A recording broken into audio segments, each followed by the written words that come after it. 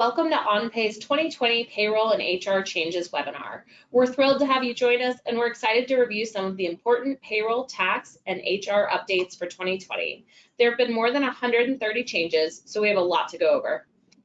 As we go, feel free to ask any questions you have by adding them to the questions section. We'll take a few breaks throughout to review them. Note that all attendees are in listen-only mode and will remain muted throughout this webinar. My name is Jessica Miles, and I'm a product manager here at OnPay.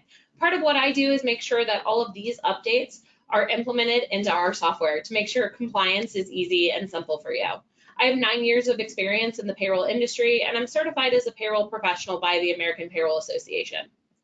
I'm Katelyn Sullivan, and I lead the partner development team at OnPay.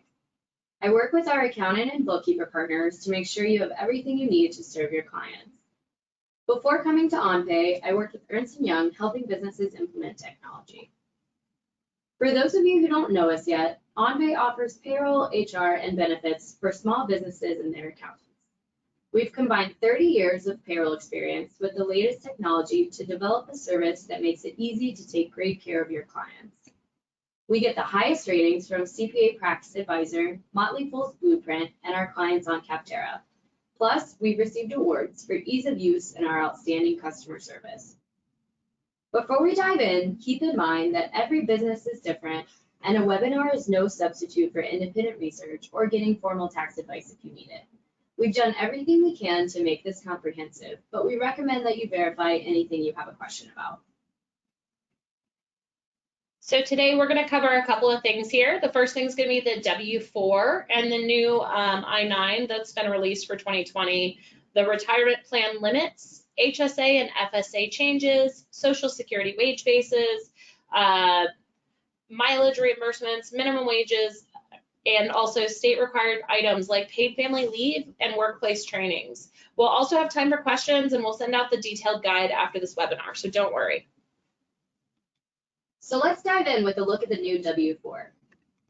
It's been 33 years since the last major update to the Form W-4, so most employees have probably been filling it out by habit or memory for years. But with the new changes, it's worth reading through it to be sure you're familiar in case your clients have questions. While your clients can't tell their employees how to fill in a W-4, it might be helpful to see how the math changes with the new form. Just a reminder that all new hires should complete the new W-4 as part of their onboarding paperwork, since it should be received prior to processing their first paycheck. Let's look at the difference in filling out the old W-4 versus the new form. In our example, the employee is filing a single status with 2 dependent children and gets paid semi-monthly. On a previous W-4 form, the employee would have entered 2 on line 5 for her number of dependents and checked single in box 3. On the new form, the employee checks single or married, filing separately in box C, and then in step 3, the employee would actually multiply the number of her qualifying dependents, in this case it's 2, by $2,000 for a total of $4,000. That amount goes on line 3. Then the employee completes the form by signing and dating in step 5.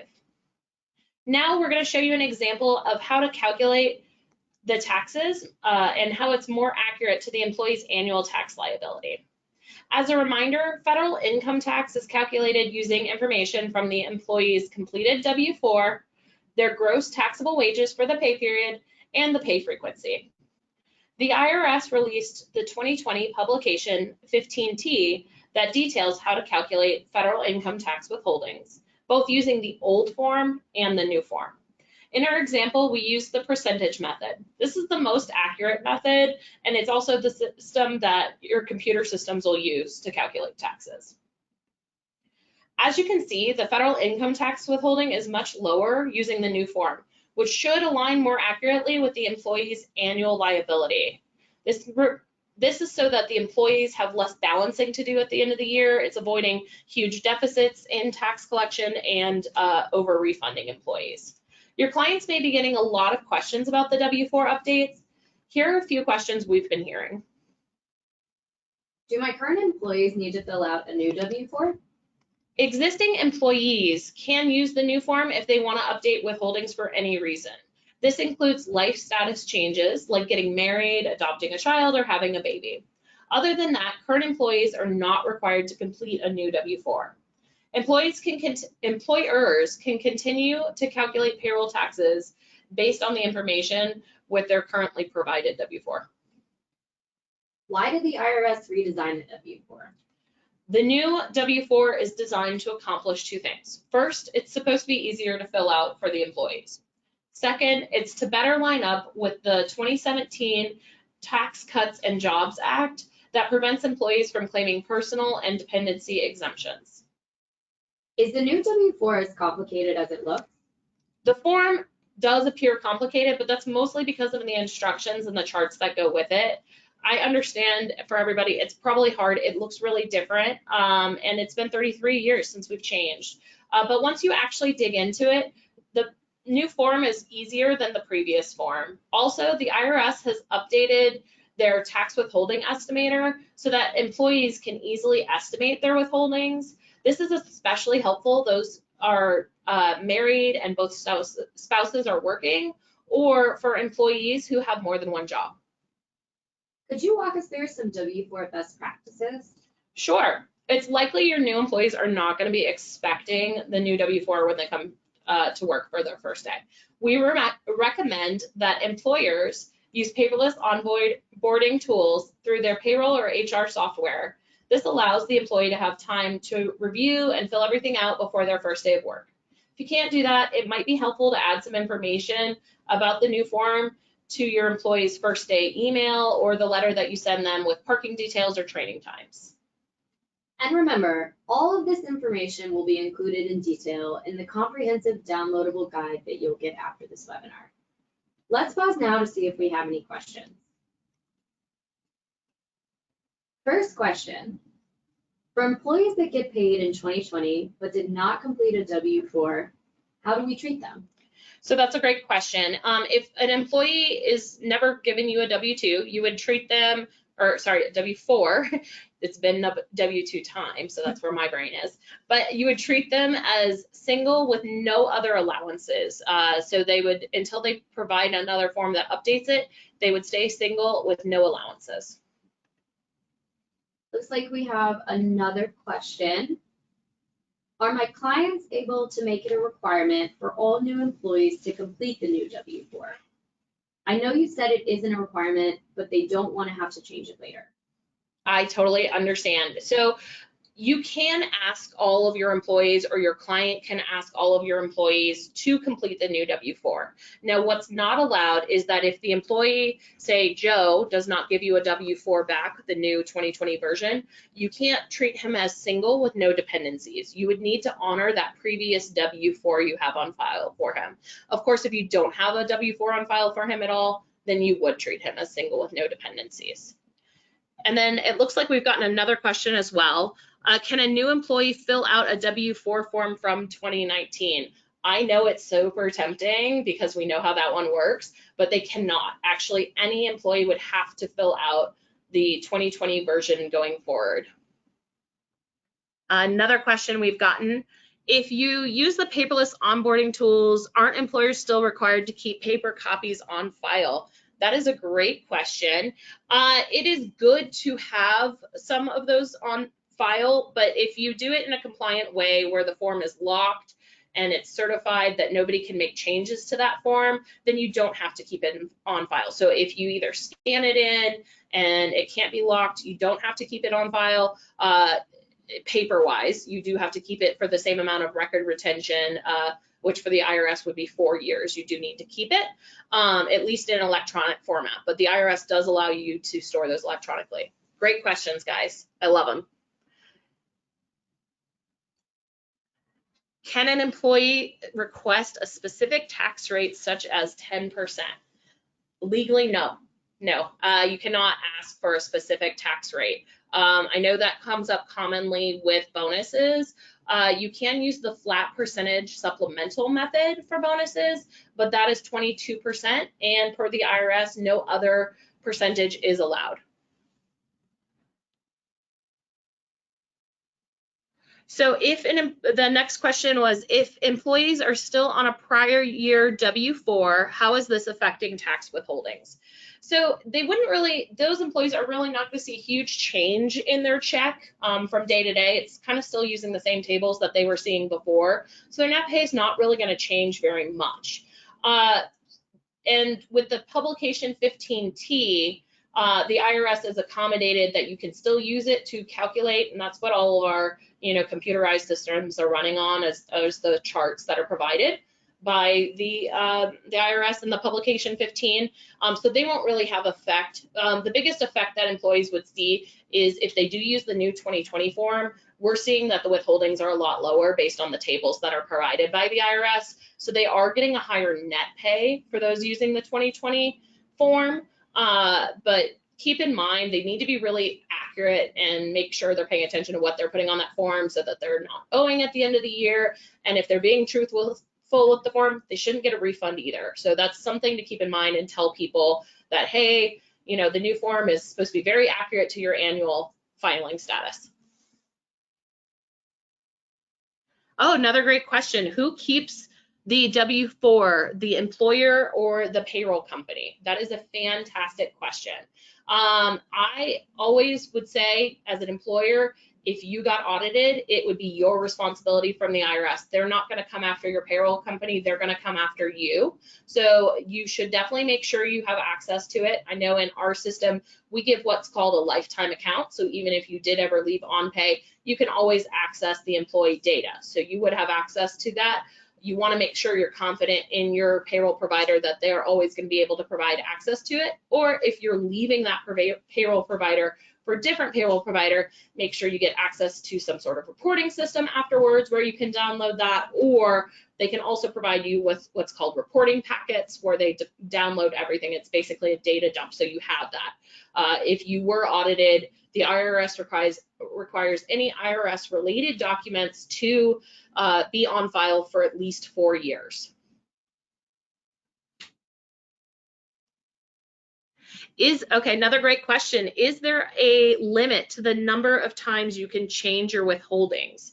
There is no limit. Employees could give you a new W-4 every single day. That would be kind of crazy, but they can. So they can make those changes as much as they want. One thing for employees to keep in mind is it's not very common, but the IRS could come after an employee for under withholding their taxables.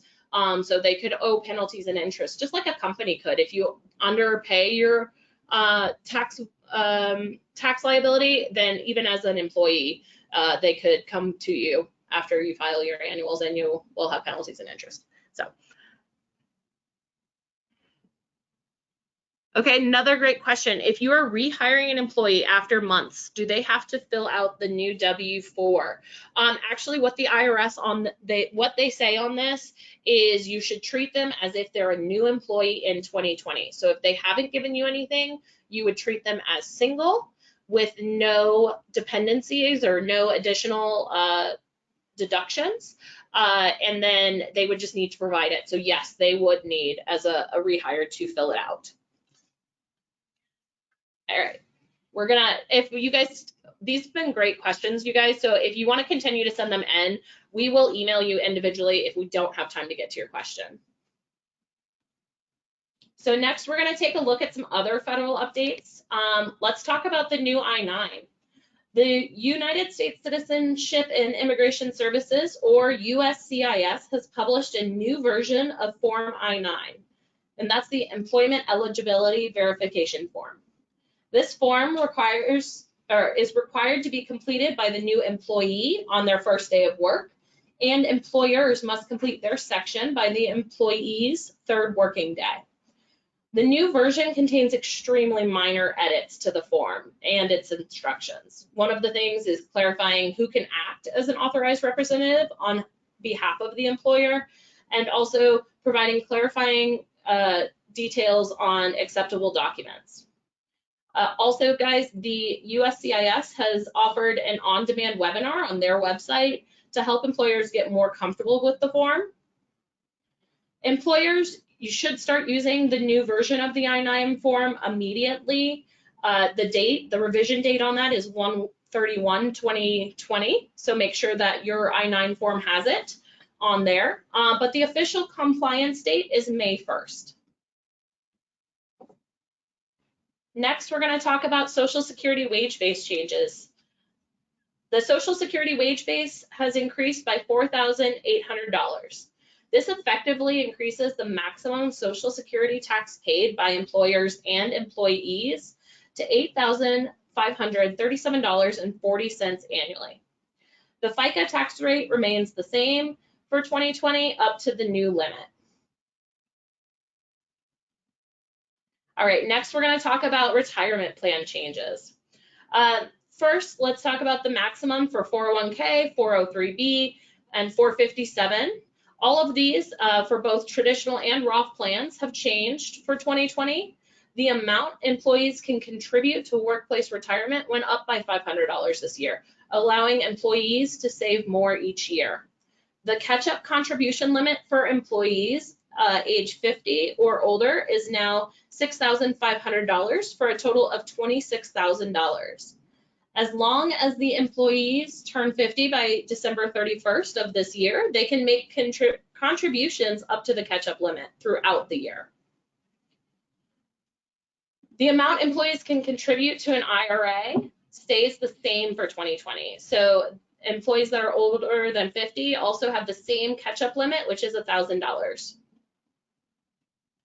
Next up, we can move pretty quickly through some updates to a couple of health insurance related items. For a flexible spending account, or FSA, the limit will increase by $50 to $2,750. And for the dependent care FSA plans, the limit remains the same at $5,000. For health savings accounts, or HSAs, the individual contribution limit increased to $3,550, while the family limit increased to $7,100. The HSA catch-up contribution limit stays the same at $1,000 per year. One thing to keep in mind is that the catch-up age for HSAs is 55 or older. A high deductible health plan is a health insurance plan with lower premiums and higher deductibles than a traditional health plan. Note that being covered by an HDHP is a requirement for offering a health savings account. If your clients have employees on a high deductible health plan, there are some changes to the out-of-pocket expense maximums for individuals and families. The individual out-of-pocket max increases to $6,900, and the family out-of-pocket max increases to $13,800.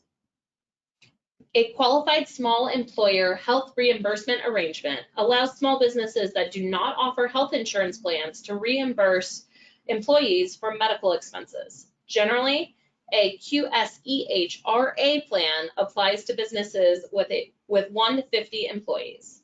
Rather than offering health insurance, employees seek their own coverage, usually through the exchange, and receive reimbursements to cover these costs. The limits for employer contributions for both individual and family plans have increased in 2020.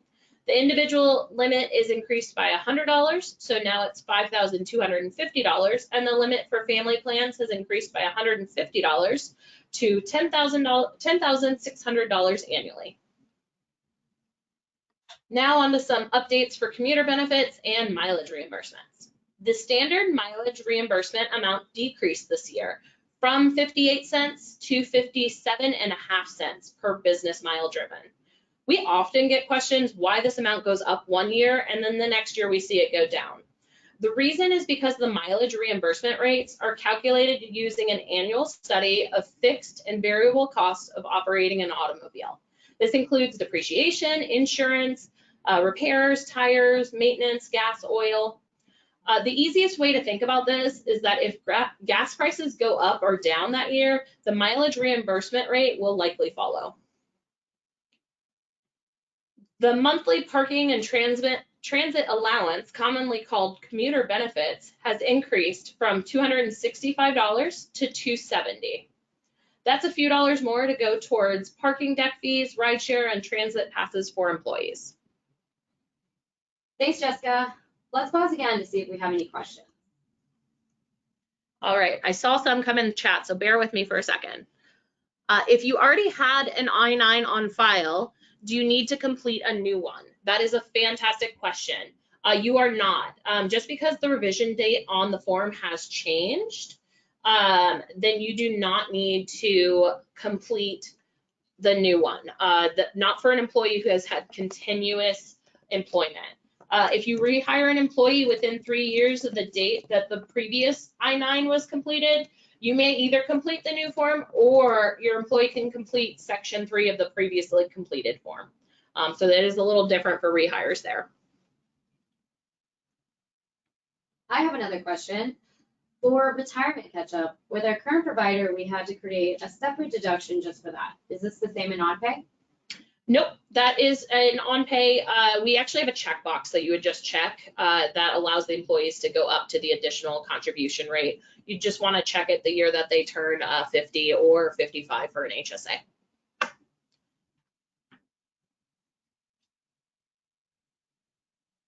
And I think we're going to move back over to Katelyn. So let's take a look now at some of the changes happening in states all across the US. These changes may not be happening where you are, but it's important to stay informed because they might impact your clients or some of their employees in other states. In 2020, 24 states, 48 cities and counties, Washington, D.C., and Washington, D.C. increased their minimum hourly rate. In some states like California, the rate actually varies by the size of the company. We won't walk through all the state and local changes at this moment, but the minimum wage changes are included in the guide that we'll be sending you, so do not worry about that. Another important update to mention is that on January 1st, the Fair Labor and Standards Act, or FLSA, threshold increased. This threshold is the minimum salary employers must pay employees for them to be considered exempt from overtime wages. This change made a number of previously exempt employees no longer exempt. The IRS estimates that an additional 1.3 million workers will now be eligible for overtime pay. The new FLSA salary threshold is $35,568 annually, or $684 a week. This is a substantial increase from the $23,660 in previous years. More and more states are adding paid family and medical leave laws. These laws are designed to make sure workers keep some of their wages when they have to take time off to recover from a serious illness, have a new child, or care for a family member. California, New York, New Jersey, Massachusetts, and Rhode Island were some of the first states to have paid family and medical leave, also referred to as paid family leave, or PFL. And now the state of Washington and Washington, D.C. have each added requirements. You may be wondering how this is different from the 1993 Federal Family and Medical Leave Act. The FMLA requires employers to guarantee employees up to 12 weeks of unpaid leave for family or medical reasons. It also requires that employers offer returning employees comparable pay and benefits when they come back to work, if not the same job. But the FMLA doesn't apply to small businesses with fewer than 50 employees. So some states are now requiring employers to provide a paid option to offer some income while an employee is out on leave, extending paid leave to smaller businesses. It varies from state to state, but most paid family leave is paid through taxes collected from the employee, employer, or both, and is typically collected and remitted to the state by the employer. As of January, there are 35 states that either require or recommend sexual harassment training for some or all employers. In many cases, the state dictates what kind of training it should be. For instance, New York requires that all employers provide employees with an annual interactive sexual harassment training. Even if your state isn't updating their laws right now, this could change in the future. So being proactive on this issue is both a best practice and a way to build strong culture in the workplace, even if it's not required. It will also help provide a safe, engaging workplace for your clients' employees. Let's pause one more time to see if we have any questions on what we just covered. So it looks like we have another question on the I-9. Somebody said, do you need to keep a copy of the IDs on file with the I-9? That's a great question, and it is one of hot topics. So you should not keep your I-9 and your copies of IDs in the same file if you do keep them. If you want to keep copies of IDs, you have to do it for all employees. So just keep in mind, if you do that, it has to be for all employees. And if you miss one employee, it could be considered discriminatory if you were ever audited on your I-9. So honestly, I don't recommend keeping copies of the IDs, but if you do, they need to be stored in a separate place from the I-9, and it has to be done for all employees. So great question.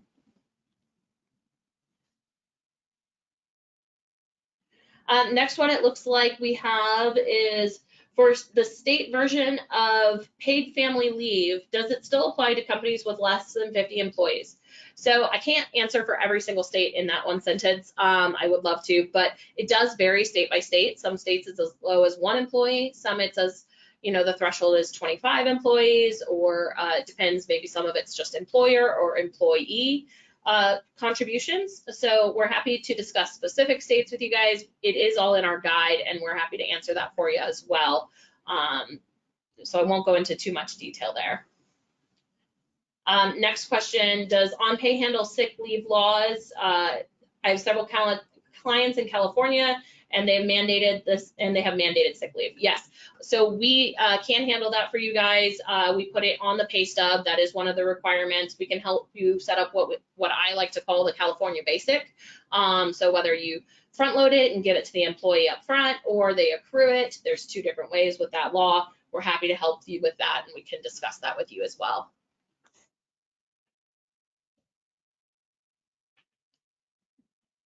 I think if you want to go on, yeah.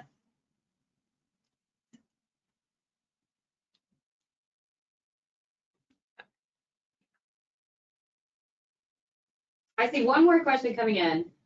Does your system complete the filings for PFML? I'm in Washington. Yes, so great question. We do handle the paid family leave there for the employer. So we do handle the filings for you guys.